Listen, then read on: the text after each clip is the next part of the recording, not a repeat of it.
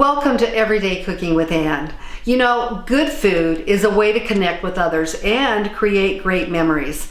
And hundreds of people have bought my cookbooks as I have catered weddings and events over the years.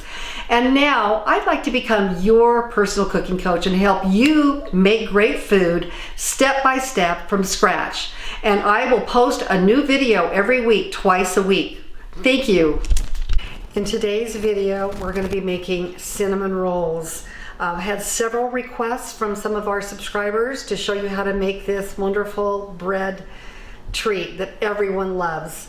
Okay, let me show you today the ingredients that we're going to be using, and some are optional. I have 7 cups of bread flour, and optional is you can put raisins in your dough, and you can also put nuts in the filling of your dough as well. But most people I'm a fruit and nut person, so I would always do that. But most people just like the plain cinnamon rolls, okay? Then we have brown sugar and cinnamon, the two main ingredients in the filling besides the butter. Then I'm gonna be helping you do the yeast. This is a fresh compressed yeast that I'm gonna show you how to put together in a moment. We have sugar. We have 1.5 cups of milk that's going to be scalded with the sugar and the salt and the butter. And we have 3 eggs that we're going to put into the mixture. And that's about it. Okay, I'm at the stove and I am scalding my milk. This is a really important part of the enzyme and the science about making this a really great dough. As you can see around the edges, it's starting to bubble up, and that means it's scalded. We don't want it to boil up, we just want it to bubble up around the edges. I'm going to go ahead and add my butter. The recipe calls for 6 tablespoons, but I always put a whole cube of butter in. That's just me. And we have 3/4 of a cup of sugar, and we're going to add this right now. Turn this down on low, and also we will add 1 1/2 teaspoons of salt. We want this all to dissolve. See the butter starting to melt. Okay, I'm going to add my butter, salt, milk, and sugar mixture right into my big deep bowl. This is a bowl I really love to have because it's nice and deep, and it is also very easy to make the bread because it's not going to spill all over your cabinet as well. Okay, so I'm waiting for this to get kind of a little bit cool. You can see the steam coming up. It's still a little bit hot. This is why I always add a couple of cups of my flour to my mixture, because I don't want to put my yeast in while it's still too hot. It could kill the yeast. So over here at my flour, just so you know, I have a big bin of bread flour, but I always want to make sure before I make anything that I basically sift the flour, not the old-fashioned way that we used to sift, but I take my wire whisk and I work through the flour and just make sure there's no big clumps. Basically sift it so I make sure that my flour is perfectly sifted and nice and light to put into the rolls. Once again, I have 7 cups in here. I doubt I'll be using all 7 cups because I want to make sure I only put into my dough exactly what I need, no more, no less. Another very unique thing about this recipe compared to other recipes for cinnamon rolls, many people, and my mother did this too, she would make cinnamon rolls out of her bread dough that she was making 4 loaves of bread. So maybe she would only do 2 loaves of bread and then she would make cinnamon rolls. Regular bread dough, we usually knead for about 10 to 12 minutes by hand. But in this recipe, we're not doing very much kneading at all because we want these rolls to turn out light and fluffy. A lot like my orange rolls, if you've seen that video. Okay, so now what we're gonna do is go ahead and I'm gonna put a couple of cups of flour in here in this milk mixture. And while this is cooling down a little bit, I'm just going to go ahead. We're going to be adding to this mixture that we've already got 3 eggs. So it's going to be a very rich dough with 3 eggs in it. That's another thing that's going to make the cinnamon roll really, really good. So I'm going to go ahead and beat these eggs up a little bit with my little wire whip. Now over here, I want you to look at my yeast. I put a cup of warm water and 2 tablespoons of this compressed yeast, okay?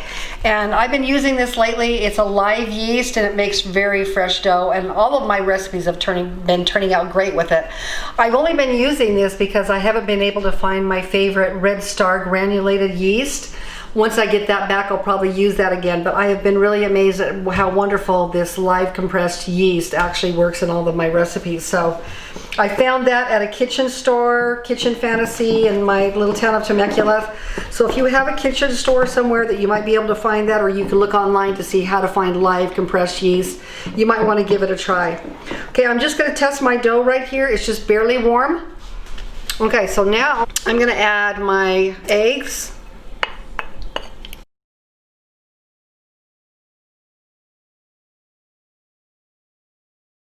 Okay, and I'm also going to add my yeast with my water.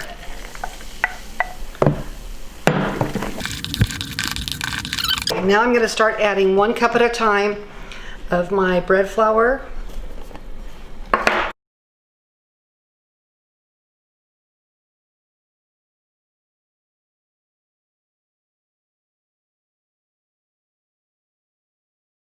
Okay, we have about 5 cups of flour in, and now I'm just adding a little bit at a time onto the 6 cups.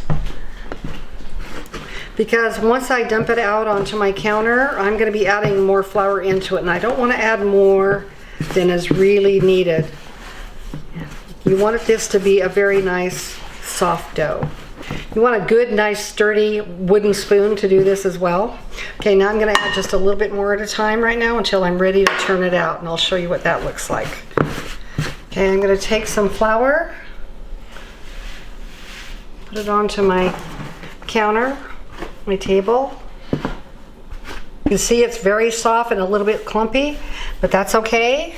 We're going to take a little bit of flour here and just start working it in to our dough. And as you can see, I haven't even been close to making 7 cups of flour, but we're going to add just exactly what we need by how it looks and feels. It's a little bit sticky. I probably could have added a little bit more flour in the bowl, but it's working out just fine because once you get the feel of it, it's still feeling warm to my hands because of the hot milk that we put in. Now, normally if I was making a bread, I would be kneading this like crazy for the next 10 minutes. But all I need to do is just knead it for maybe a minute or 2. Because once again, this is going to be a roll, not a piece of bread. Not bread, but a roll, a cinnamon roll. And I think that's what makes this roll this special. Okay, what I'm going to do now is just put a little bit of vegetable oil in my bowl. Notice I didn't clean my whole bowl out because you really don't need to do that. I take the back of my hand and I just grease the whole bowl. I take my dough in here and I'm going to just turn it back over so that it's nice and ready on top. I'm going to put a kitchen cloth on top. At this point right now, I want you to take another look at what it looks like at the bottom of the bowl. It's going to be doubled in size. It's going to go way to the top of the bowl. In about an hour, we'll be rolling out the cinnamon rolls, and I'll show you how that works. Okay, we are doing step 2 of the cinnamon rolls, and you can see I have a pastry cloth and a French rolling pin, and it's called a stockinette.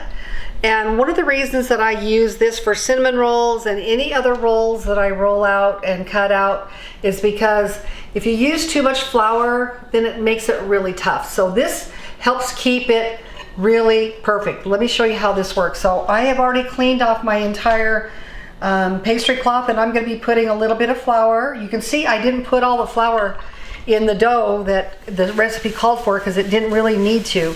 So this is called seasoning your flour board. So you can see the flour is going into the pastry cloth. I'm putting a little bit on my stockinette as well. And this is going to keep it from sticking, too much. And if I need to add a little more flour, I will. I already prepared some nuts because today we want to have nuts inside of our one side of our cinnamon rolls, half of our cinnamon roll. And I have my cinnamon and brown sugar. I've already melted some butter, and we're going to get ready to reveal our risen dough. It was only an hour. You can see there's a few little bubbles here. But all I'm going to do now is punch down the dough. And I'm going to go ahead and put this on my cloth.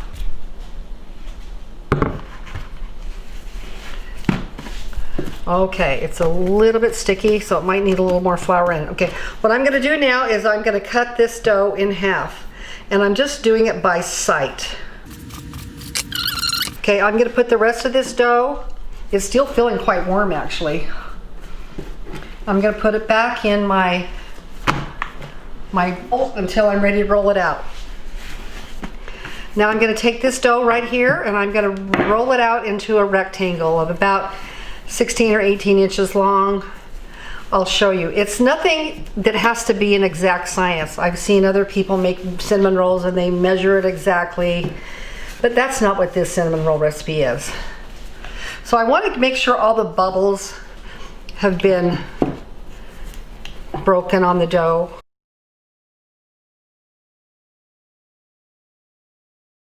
Soften butter, which is actually easier because then you can actually spread it with your hands. But I melted my butter because it was frozen ahead of time. So I'm going to put about half of this butter on my dough.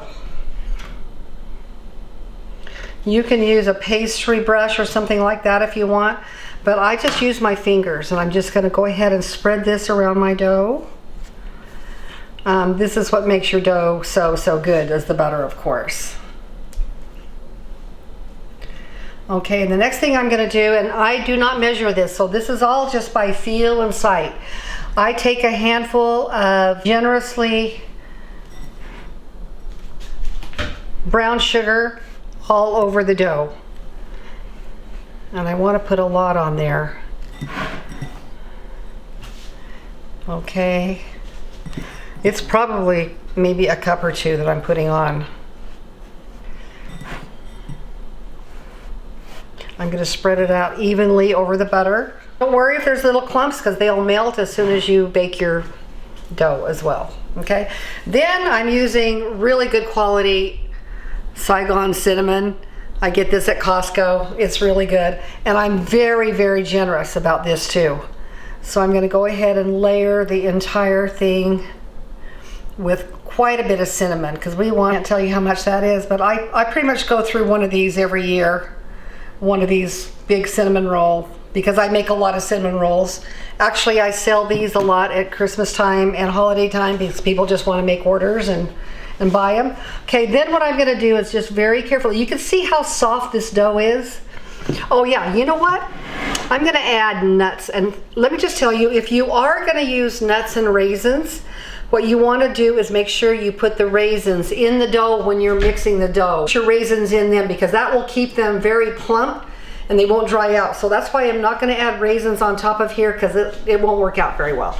So you can do nuts however many you want to do. I just chopped a few nuts because I love walnuts. And I'm going to put a few of these on top as well. Now in my next batch that I do for this recipe, I'm not going to put nuts. So half of the rolls will have nuts, half won't. Okay, now I'm going to take my dough and I'm going to start very carefully rolling it. You don't have to go too tight with it, but the more rolls you can make up, the more roll you do it,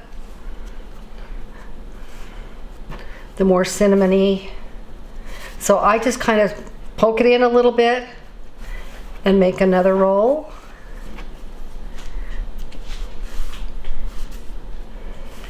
Okay, we are going down here.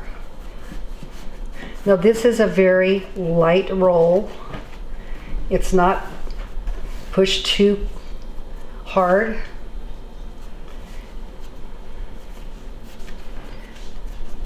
When you get to the bottom here, you kind of want to stretch this out a little bit because you're going to want to pinch the edge. So stretch that out, and I'm going to go ahead and pull this right to the edge. You can see how big it is. Now I'm going to start pinching the seam together so that it won't fall, the filling won't fall out. Okay, like this. And now the next part that I'm going to show you is to cut the roll. And I like to do, and I'm using a very nice sharp bread knife. Now you can see this roll isn't going to be as beautiful and cinnamony, but that's okay. You can put it on the end. But I'm going to cut these into about 1.5 to 2 inches. And then I'm going to use the rest of my butter right here, and I'm going to put it in my pan. And this is what I'm going to dip in as I put it on the pan. Okay, I'm going to cut these about 1 inch or 2 a piece, 1 inch or 2 wide. Okay, I had to melt a little bit more butter to put in our pan. So now I'm going to start basically dipping and putting in my pan. Now you need to leave a little room for each of these rolls to raise. So you don't want to put them too close together. When you come down to the end, you want to just get a smaller roll on the last one. Don't mind that there's a lot of sugar and roll here. I rolled out 2 different sections of dough, and this is what we have, about 22 rolls. Sometimes I just have 20 rolls, but because we put nuts in them, they made them a little bit bigger, so half of these have nuts, half don't. I got another round pan to put the other rolls in.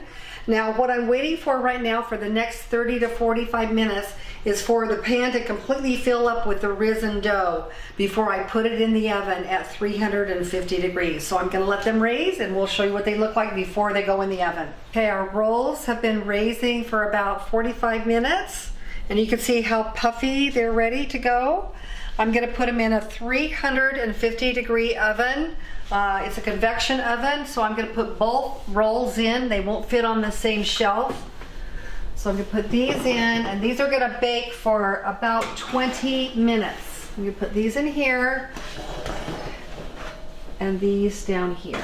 Okay, while our rolls are baking, I'm going to be making the frosting or glaze that's going to go on top of the cinnamon rolls. Now this is a cream cheese frosting. It's made out of half a cube of butter and a whole 8 ounce of cream cheese. I'm going to put this into our reveal mixer, and I'm going to add about a teaspoon, I'm just doing it by sight, of vanilla. I'm going to turn this on and get it all mixed up before I start adding the powdered sugar. I'm going to put 2 cups of powdered sugar in to start, for a total of 4 cups. And I'm going to add just a little bit of evaporated milk. You can use any other kind of milk. This makes it very creamy and yummy tasting. And that also makes it more of a glaze rather than a frosting. What's going to make it really great is that we're going to put this on our rolls right after it's warm, and it'll seep into the rolls. I'm going to add 2 more cups.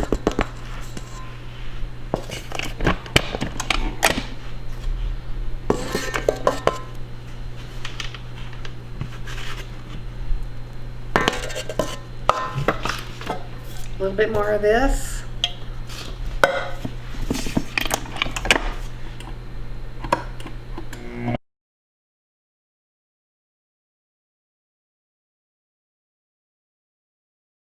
Okay, that's about the right consistency. It's going to be very light and luscious going on top of the rolls. We let our rolls bake for about 20 minutes.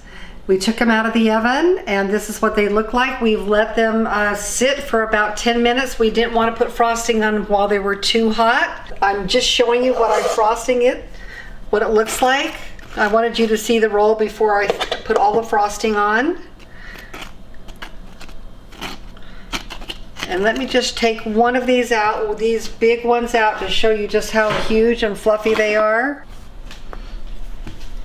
And cut it in half a little bit right here. And there is your ooey gooey cinnamon roll. Delicious. Thank you for watching my videos. As your personal cooking coach, I'm here to guide you along the way and give you tips to make the recipe successful. Please post a comment below with any questions, suggestion, or requests for new items you would like me to teach. And let me know how the recipe works out for you. Thank you.